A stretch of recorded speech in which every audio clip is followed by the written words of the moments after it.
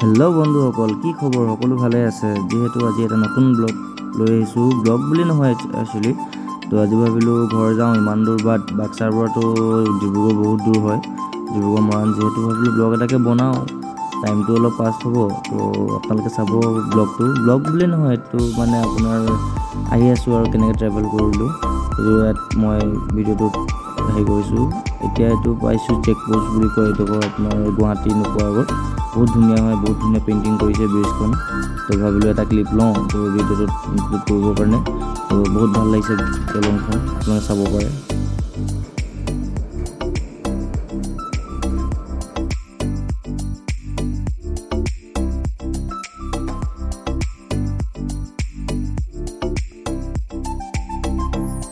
Finally আহি পালোঁ আমি শৰাইঘাট দলং। শৰাইঘাট দলঙৰ বিষয়েনো কি ক'ম, সকলো জানেই।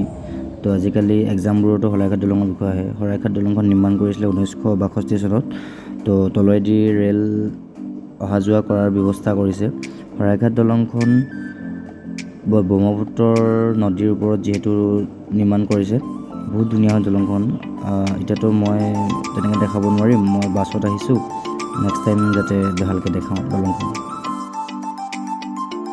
আহি পালোঁ চানি ৰুম।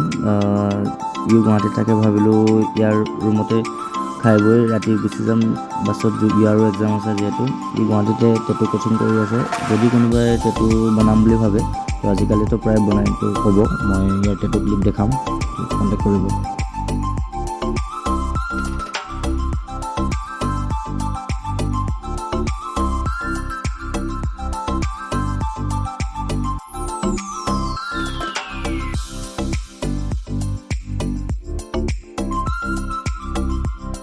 আহি পালোঁ মৰাণ।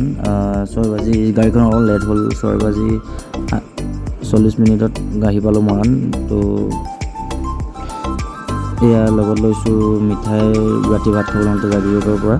এয়া দৰ্পণ দা, এফালে ধনটি দা। তো ফাইনেলি আহি পালোঁ ঘৰ। তো ইমান দূৰ ট্ৰেভেল কৰি আহি পালোঁ ঘৰ ফাইনেলি। তো এয়া মা ৰখি আছে, হাঁহি ক'বই পৰা নাই যিহেতু। এয়া ৰুমটো বহুত নমত আহিছোঁ, ঘৰটো ভাল লাগিব আৰু বনাম, আগুৱাই যাম, ব্লগ বনাম।